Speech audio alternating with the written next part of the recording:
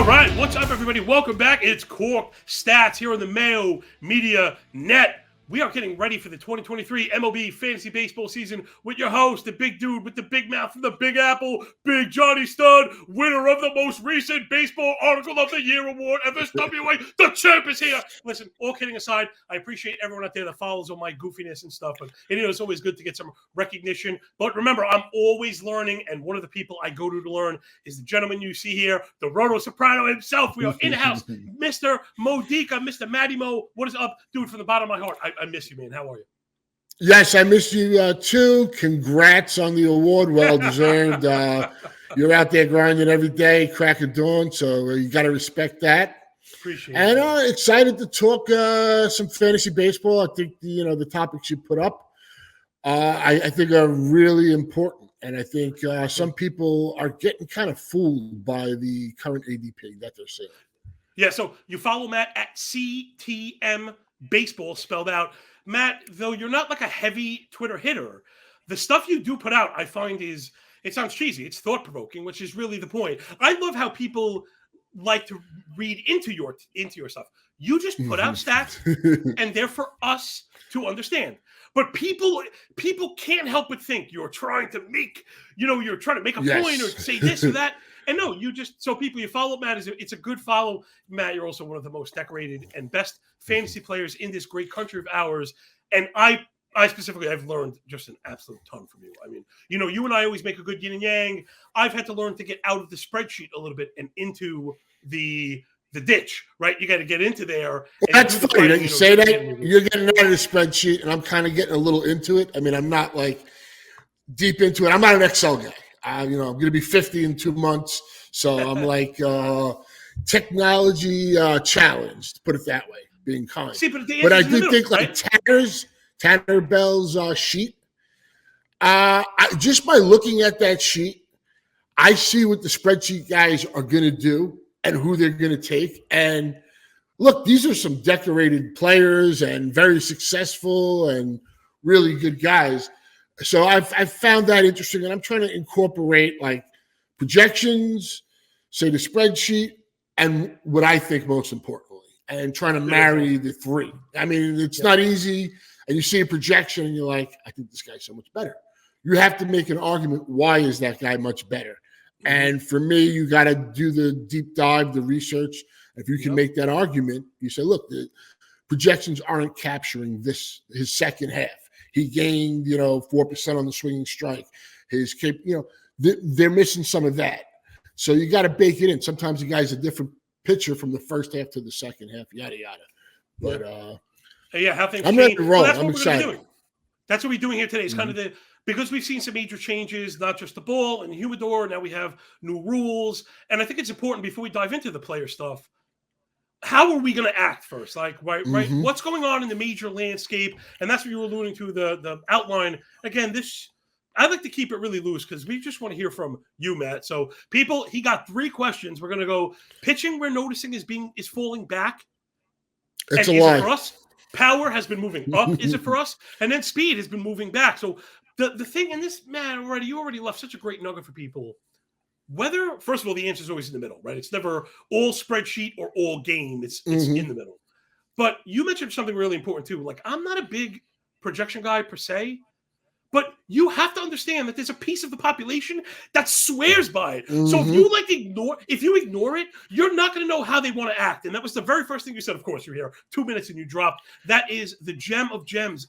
Just because you don't think something is going to move the needle for you, you have to understand that other people use it, right? So let's get right into the first one. Right at the very top, I've noticed starting pitching is falling back a little bit, right? Maybe that has to do with the depression of offense. But I've been in a first round of a 15-team draft without a starting pitcher going, which is highly unusual. And so I want to know, what is your take on that? And do you think that might last into main event season? My gut. Absolutely zero chance of that happening. Look, I think it's a 150s DC phenomenon where you see the ADP of Burns is like 15 or 16 and Cole is like 16. And look, I've seen Cole has gone like 24. But I've done probably just about every 4 honey over the last month or so. And both of those pitchers have gone in the first round every time. Okay. There's been one or two where three pitchers have gone in the first round. So can I ask who the third is? Who's the third? Somebody did a turn with Nola or Strider. So they were, I forget who went 15 and who went 16. Maybe like Strider was the third guy? It could have been Strider than Nola, but somebody did a turn with Nola and Strider. I'm just not sure who went first. Gotcha. So basically, and I think Strider in some instances is going to go at that turn. Yeah. And then right now, I don't know. All the ones I've done, like I said, they've both gone in the first round. I've never seen them get out of and you see the guys that are going in the third round or the guys that are going in the fourth round in the 1K DC I'm in right now, getting pushed up to the second round or from the fourth round to the third round, if that's the guy you like. And I think that's what you need to expect. There's a November, December ADP. There's January, February ADP. And then there's March ADP. And they're different animals. Right now, I'm fully focused on draft champions. And after next weekend, I'll go into redraft mode, like, getting myself set, 3 weeks in advance before Vegas and be ready for that. But I got some big things on my plate right now. So I'm just focusing on that. Real quick, I am on the clock. I'm on the clock here. I'm going to go for a second because I wanted to ask. Well, Matt, of course, is nice enough. He's carving out his own personal time. Do your thing. Do your thing. What I want to be getting into, because I think one of the things that we kind of spun off there, which makes a lot of sense, is being careful of drawing up like a rigid attack plan right now, not fully understanding that the market is shifting. And that's what we were here to do, is not just tell you that it's shifting, but to tell you to be prepared. Because what I hear a ton of, Matt, is, this is great. You take 3 hitters and a closer in the first 4 rounds, and then in the 5th round and the 6th round, you're still getting aces. As the ADP is sharpening, and that's the first thing I want you to address, is what time frame of ADP are you looking for? Because I'm noticing the wider you go, the more misleading it is, right? You almost want to look at that's an excellent topic you just brought up here. I do no more than 2 weeks. If I got 9 or 10 drafts, I'm fine with that. Okay. That's all you need. Because it's all stale. Even those 9 or 10 are kind of stale. Like if you're doing the amount of 400s I'm doing, you see it in real time, number one, who's moving. And now, especially with news and everything, things are going to change rapidly. I don't really care what happened in November. That's like me trying to say I want to buy a stock at the price in November when I'm in February, which isn't happening. So that's why I think you really need to just put the DC ADP, do 2 weeks. As long as you get like 9 or 10 of them, that's enough. You don't need 25 drafts to consolidate an ADP. Right. And I think pitching is super important this year. I don't think it's going to change. I think, like as I said, it's a 150s DC phenomenon. So I haven't seen it happen in any of the 400s. They both go. I think they're both extremely valuable. I think pitching is just as valuable as hitting. I did have an interesting call here, and it was really a tough one for me. I had J-Rod or Tucker. I went with J-Rod. I go back and forth on both. So maybe I got 6 again on Tuesday, so maybe I get Tucker there. So that was my thought process. I mean, I don't think you could really go wrong. Those guys are both awesome, yeah.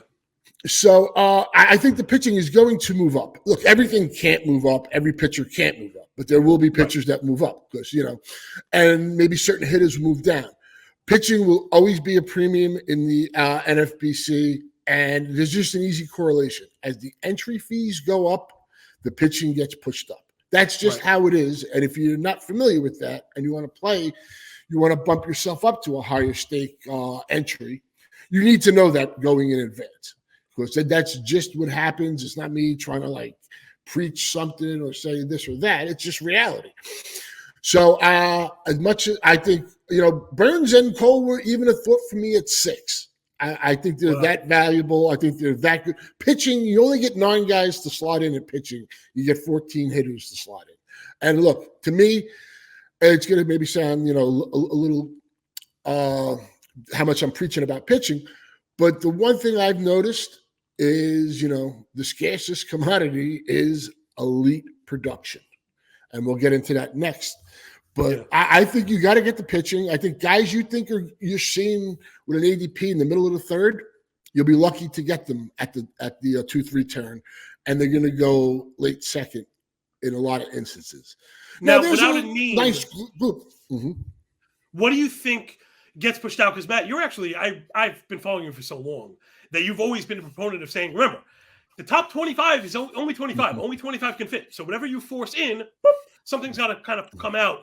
What I've noticed, and this is why you're very sharp, of course, draft and hold phenomenon. I feel like it's the relievers, of course, not the top, Diaz, Clase, go.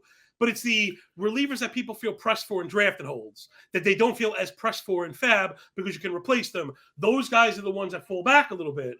When people are saying, is it going to be great hitters that fall back? And it's like, no, it's just closers that maybe we're going too early in the first place. All right, I want to keep going on the last question with pitching is because we're starting to get news. We're starting to find out guys have had, surgeries and stuff. We weren't paying attention. It's ridiculous. But DeGrom had the side thing.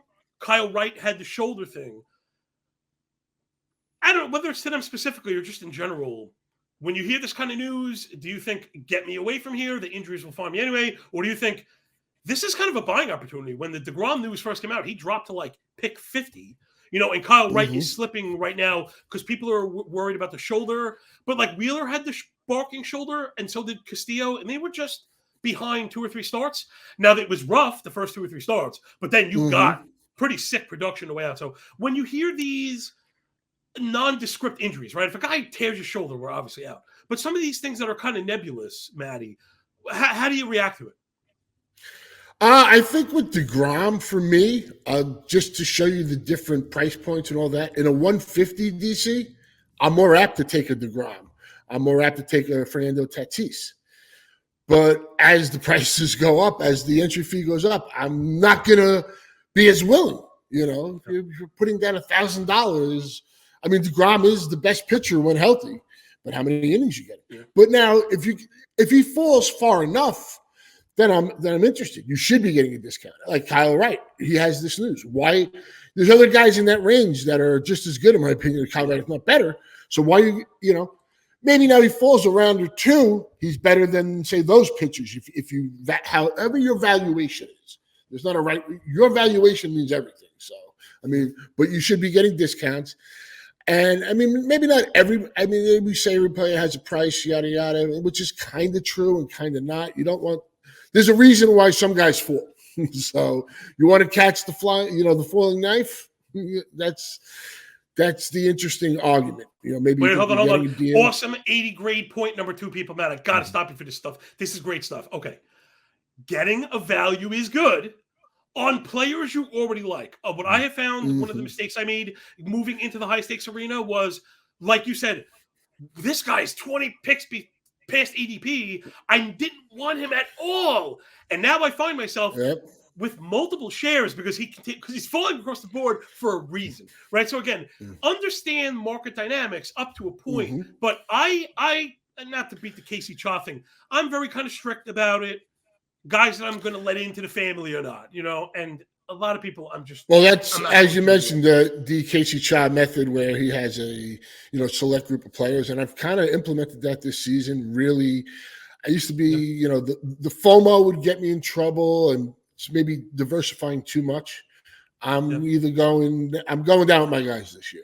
It's either it's going to be it's going to be a great season or it could fail spectacularly, but I have a core group of guys. And now, obviously, some other guys will get added in and, but there's a select core. And you could see by my percentages of owned players. And I'm not afraid of that. Look, if they get hurt, they get hurt. And there is a risk in that, but there is a reward in it. And I think that's the way to go for me this year. At least that's the way that I've decided to go. Put it that way. All right. Not only is that a good lesson, but it's also a very good segue into the next thing. Matt, man, gosh, for all the really good analysis I've done, and people hitting me up in September and October going, Johnny, you were a whiz. My gosh, I crushed. And I'm like, I didn't. Because I fell off my own guys. And the segue is it had to do with power. So last year, I had Pete Alonso and Austin Riley so far ahead of the field people were laughing at me. They thought it was engagement farming. You know what I mean? I never do that. Mm-hmm. And I love these guys, but because of my perception of like late home runs, this late, I could get home runs late. There's 30 home runs all over the place. I passed on what I've been calling like determinative power, big moose power. Mm-hmm. And we didn't get it from a lot of the guys, right? A lot of the guys we expected not at all. Hit 15, right? We didn't get the reserves. The cavalry didn't come for us. So right at the back, talk to me about power. You can start from the top with the humidor if you want. You can start with how you're treating it. The floor is all yours because this is really the pink elephant in the room. But for me, the bow was, if you really like a player, get him. You draft him, Matt. It's so weird. I get so cute, I'm like, here I am saying ADP votes, and I didn't draft him, So talk to us about power. I might have not been like the Austin Riley type that early. Maybe wasn't the profile I was looking for in the past. It's a profile that I'm looking for now. I think, as I said before, elite power is probably the scarcest thing going right now. That and always elite pitching, in my opinion, will always be right next to it. But the Alonsos and the Austin Rileys will give you 0 steals, but are going to hit 35 to 40 homers, 100. After that, once you get past the 11th round, I really don't see a lot. There are some power guys, don't get me wrong. Yeah. But I view it totally different. I'm looking at where there's a lot of middle infielders and speed guys that I'll, be willing to go after, even if they don't have the greatest, say, profiles or plate discipline and that kind of stuff. I think it's kind of flipped, where in the past it was, you had to get your speed early and power was there late. It's not. Yep. Now, will MLB change the ball? I mean, I don't think so. I think MLB is going back to 80s baseball, which is my favorite type of baseball. I grew up on that. I think it's fantastic. You get defense. Not everybody's hitting 40 home runs. I don't think everybody should hit, a ton of home runs. It devalues home runs, Yeah, 2019 was kind of a joke, Yeah, well, that's it. Yeah, 2019 was happy fun ball and all that stuff. So I don't think you can rely on that. All you can go off of is, what do you think? What happened last year? We'll never know what the ball's going to be. So we're always kind of screwed with that. But I don't think it's going back to that type of ball. So now the power, which took a hit, is obviously a premium. And the reason I say elite pitching still, everybody's like, well, there's a lot of good pitchers. No. But if you think now there's no more shift, means you want more higher strikeout guys that will miss bats. So balls won't get put in play and won't go through the non-existent shift anymore. You know what I'm saying? So I just think it's kind of flipped a little, where the power and the speed. Look, you definitely. I want a top 6 pick if I have my choice. I think there's 6. I mean, to me, there's really like a top 9. I'll be honest with you, because I include Ohtani and Burns and Cole. But if you get a top 6 pick, you're most likely going to go hitter. But I don't think Coles or Burns is a bad pick there neither. I think Garrett Cole, for all the shit he takes, his consistency, his excellence, the numbers he puts up, it's still, he kind of gets he doesn't get enough credit in my opinion. I think there's too many haters out there for him. And what Burns has done over the last 2 years, it's just been phenomenal. Even last year, some people say, he had a bad September or whatever, this and that. I'm not worried about that. I think those two are up with the top hitters, in my opinion. And then, Matt, then can I say, I'm just wargaming it in real time, and again, this is how people should be thinking, right? With new information, think about how the pebble in the water creates all the moving circles, right? I was surprised to hear you say that you like the top 6 pick, because I don't see that landing the twofer, right? Like, I feel like if you're okay with early pitching and you want determinative power, isn't that like a 10th pick where you could get Cole and Riley from the 10? Because if you go with the 6, I have found it maybe again. I mean, I've been in some sharp rooms too. Picking early at the 6, all the bats that I really like in the second round are gone. I guess maybe you need to warm up to Goldschmidt or Michael Harris feels like a reach for me. I've been then going with like closers, or you can show you I'm growing up drafting like a catcher, but with Yeah, I've implemented, really isn't. I've implemented the one good catcher rule this year.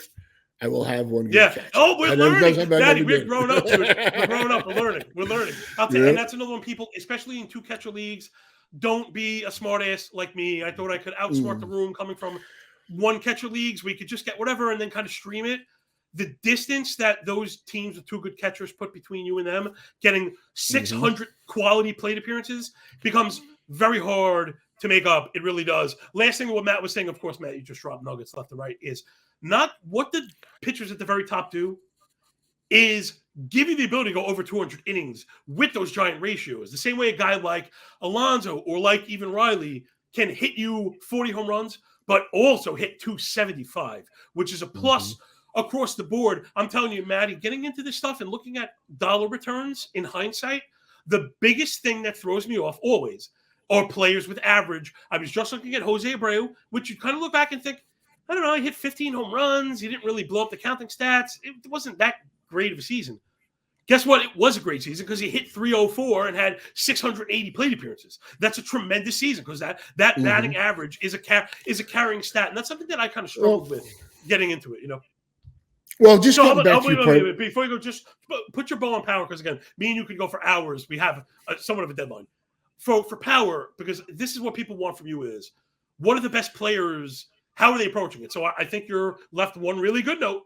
Make sure you're getting one. Get somebody that you think can hit 40 home runs. What about past that? Is there anything that you're looking for? Is it more environment? Are you looking for pull hitters? Is there anything now that Maddie? What tools am I using? I'm just, I'm looking at their profiles. Fangraphs, StatCast. It's not just, all the lollipops as I think Zimmerman uses that term. And it's not just the StatCast page. I want to look at the Fangraphs page. I want to see the plate skills and the back of the baseball card.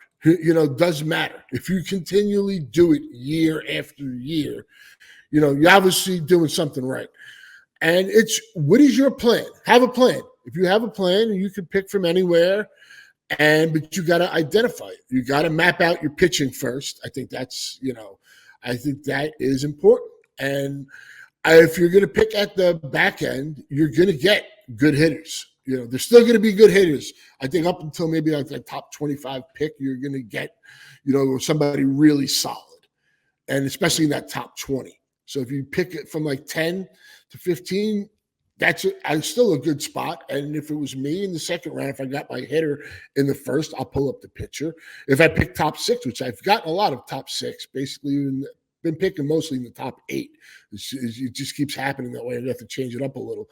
But if I get that stud hitter, I'm most likely, unless there's just a hitter that fell that I couldn't pass up, I'm going to take that pitcher in the second round. If the guys that, I was keen on already went, then I'm going to pull somebody up. I'm not afraid of that. I have my rankings and my philosophy. The power stuff and the way it's changed and stuff, I agree. I think you do need to get. I'm sorry, you skipped there a little bit. I didn't mean to step on your video skip. Sorry. I'm sorry. I think you do need to get one power bat. I mean, you can do it, going pocket aces, whatever you want to call it. Yeah. But if it's there for you, and I mean, ADP is just a guide. I mean, I love it. We all love it, but it's a guide. Stick to your whatever you've done the research on. Just go with your guys. I don't really give a shit what anybody thinks of my draft or my thing. If it worked out from what I planned and what I thought was a successful strategy, and I got my guys, that's a home run. That's the hardest part. That something people don't talk about enough is doing these DCs, 150s, 400s. You get your shares of all these guys. But one of the most important things, and maybe I didn't do that as well the last year or two, is making sure you get those guys when you transition to March and when we go live, because the boards are tighter. It's just tougher. And, that is a key element that I don't think gets talked about enough. I don't want to have 80% of somebody in my 150s. I want to make sure he's in my bigger leagues. Because Man, I'm doing bigger It's leagues. another mistake I've made. It's another mistake I've made Yeah, because I draft all winter that I feel like, oh man, by the time I get to the end, you like I got was too much. overexposed. And then you pull back when it matters. Matt, this is just all the good stuff. All the nuance and the context you get here at Mayo Media. Now, please rate, review, and subscribe to the Audio Only Pod and all the YouTube stuff because whatever, this world is so stupid. Nobody asks, like, hey, is that guy smart? Is that guy interesting? It's like, how many likes do you get? And they're like, who cares? So stupid. Anyway, do all the stupid YouTube stuff because it matters more than it should. But if you're digging us, you get up in the comments because that is the stuff that matters, serving the overlords. Here, Matt, let me get to you with the power thing. Here's what I've noticed. And this is what the adjustment I've had to make is like the spreadsheet guy. Looking for these kind of hulking profiles. Now we're seeing the mush ball is not flying when it gets put up in the air, right? So long story short, the best way I had it explained to me was think of it as having a bunch of little parachutes on it. Well, if you hit it low and hard, they don't have a chance to kind of puff out. When you hit it up in the air and it floats, they parachute puff out, and it doesn't do the damage that you'd expect. So I've had to fine-tune. And I begin to start looking at these pull profiles, especially pulled fly ball line drive stuff, which really, really, really matters. Nolan Arenado is probably the best case scenario, right? I was always so frustrated. Why is this guy hitting 30 home runs? Dude, it's just, again, how's he doing it? For me, all I have are these cold analytics. They don't lie to me, right? And it's all that I know. So they don't match up with a 30 home run hitter. But like you mentioned, track record, and then you mentioned the deep dive, trying to figure out why, and that's really the whole thing with Arenado. So, like on the surface, Arenado, it just doesn't look it just doesn't look great. It kind of makes people mad because he's such a good hitter, but the power stats are just not crazy. 39% hard hit on Savant, 8 barrel, 4.5 blast. These are just not sick power numbers, but because of the way he pulls. And he pulls in the air, he gets the results. I noticed on Jose Abreu, who I mentioned before, because I've been tweeting about it, pumping up my rankings. I'll show for myself at the end. But this is the stuff that I was talking about. Again, I was never a big Abreu guy. He always hit home runs, even with the ground ball profile, because he pulls the ball in the air. Check this out, Matt. I don't know if you saw this. So 2 years ago, Abreu had 30 home runs, right? What we expected. He had 44 barrels, 57 pulled fly ball line drives. 44, 57. Last year, it was 47, 55, respectively. So 47 barrels, 55 pulled fly balls. Essentially the same thing. But he only got 15 home runs. Where I used to say, there it is. I'm not saying that. I don't think he's the 15 home run guy. I think he's the 30 home run guy. And if he pulls another 45 barrels, he's going to hit another 28 home runs. So that's been part of how maybe more just a little bit with the Crawford boxes. I know, we go over people's heads. Yeah, well, right. But that's, although to that point, again, I've been doing all this sick kind of granular stuff. Did you know Altuve, who gets he gets pegged for that also? He had 2 more home runs on the road and 2 less plate appearances. Right, a guy that we only because it's yes, the ballpark matters, Matt. I'm not taking it away. You're right. Like you're not wrong. You're right. There's right and wrong. The thing is that profile, those tendencies tend to carry over, and that's so that point. So where I've had to open up my third eye to this stuff is. There are guys that are going to have power floors because of the way they pull the ball in the air. And there's a few of them this year. It's even like a guy like Andres Jimenez. People saying the home runs are unsustainable. Look at the pull profile, man. He's not going to hit 30, but he is going to hit 15 to 17. I believe that. And if you think he's going to steal 25, 30, very valuable piece. But the idea being, again, it's not all this red StatCast stuff that finds home runs anymore. Dude, God, I wish we could just go on for days and days. So, Matt, let's bring it around home with the third leg here. It's speed. Again, floor is yours. It sounds like you started alluding to it a little bit. You want to touch on the bases? I'm not really moving the needle that much. Tell us what you think about the bases, who stands to gain or whatever, just on the bases. Well, I think you have to assume speed will, stolen bases are going to go up. It's not even just for the bases. Whatever they are, a couple of inches closer. It's the pitcher can only throw over twice. So that is a deterrent right there. And that should be for the pitcher. And that should become a huge benefit for the runner. And I like I said, one of the things I love analytics and all that. The one thing I was never a fan of the sabermetrics move was getting stolen bases out of the game. because it's so much more fun baseball when you have stolen bases. I mean, I remember, the mid-'80s with like Eric Davis, Darryl Strawberry. You want these big-time power hitters that can go 30-30. It's just, I don't know. I've always liked the stolen base. I think it's exciting. And so now, once you get past, to me, like that 11th roundish, maybe you can go into the 12th. That's the power cutoff. There's a couple of bats there that have that power profile, but like a Renfroe, right? Well, like I mean, Renfroe and those first basemen, to me, that's it. Yeah. Once they go, you better have power. Yeah. Because if you're banking on Jorge Soler, who I do like this year, but I mean, it's Jorge Soler. Are you going to bank on a 35-year-old Adam Duvall later on? After that range, I think is where the speed comes to play. There's a bunch of middle infielders. I don't think third base is shallow. I don't think second base is shallow. I keep hearing that, and I just laugh at that because I think that's where you could find a lot of good speed options. Is these middle infielders, you want to have one of them that's got speed. I think that's what you're really looking for. Then you got the kid in Oakland, Ruiz. Yeah, who's probably gonna, as long as he's hitting the ball in spring training. I mean, as long as he's just not like total garbage at the plate, I think he's gonna be a big mover. Matt, are you sure it matters? Dude, they ran out Nick Allen last year. That's true. I mean, that's true. It's Oakland. Christian Pache was getting bats. It's bad, bro. It's bad. But I mean, that's a guy that you got to think people are gonna, And I'm not the only one saying it. I know my boy Scott Genstadt said it on the pod a couple of days ago with Jeff Erickson. Probably going to be one of the biggest movers because if you find yourself light on speed, that's a guy you're going to gravitate to. But I think there's plenty of these middle infielders. Right. Yeah, he's still 85. You got the Seguras. I mean, even a CJ Abrams, who I'm not really sure he can hit that well, even though he said he put on 6 or 7 pounds. Yeah. But I do think he's going to get every opportunity. I think he's going to run.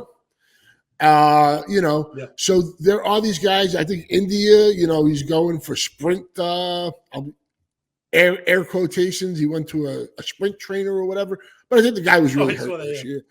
He's not going to steal 30 bases, but I think he's going to try and steal at least 15, be in that range. And when you can keep adding those things on, I think that really helps. And I think there are some third basemen later on. If you don't get the top couple of guys, I'm waiting. I'm just gonna push that position off because really I don't find it too enticing. I know Bregman's solid every year, but to me, Bregman and Ryan McMahon aren't like 125 picks different. Unless Bregman starts hitting 30 to 40 homers again. Then that changes the equation for me. I keep chasing McMahon. He doesn't even really disappoint. He doesn't really disappoint. He's boring. He's boring. He's very, very That's boring. What it is. I think you know what it is, Matty? I see the splits. And although in Roto you get, because you're basically starting them every week. So you're getting all the goodness. It's especially now I'm diving into these player dives, these splits in these guys. Oh, God. It's so bad. It's so bad. Like Cron is the same way. He's almost like a not rosterable player on the road, and it's the same way for a lot of these guys. It's very strange. I've actually been finding I'm kind of staying away from Rockies, but might be like offensive sacrilege. But yeah, I think you're right about for the most part, outside of McMahon, I've stayed away from Rockies when I've had to in the DC format, get that second baseman late, and Brendan Rodgers, who at home has a good hitting profile. On the road, it's kind of dog shit, to be honest with you. But, he's got a chance to hit 280, 15, 17 home runs. When you get 280 where he goes and 15 homers, that's not nothing. I know it's not the ideal profile I'm looking for. I'm just trying to talk about like Rockies players since you brought it up. Okay, are we going to have to get out of here? There's one question I'm going to ask, even if it's just yes or no. Mm-hmm. Should Bobby Witt Jr. be going in the first round?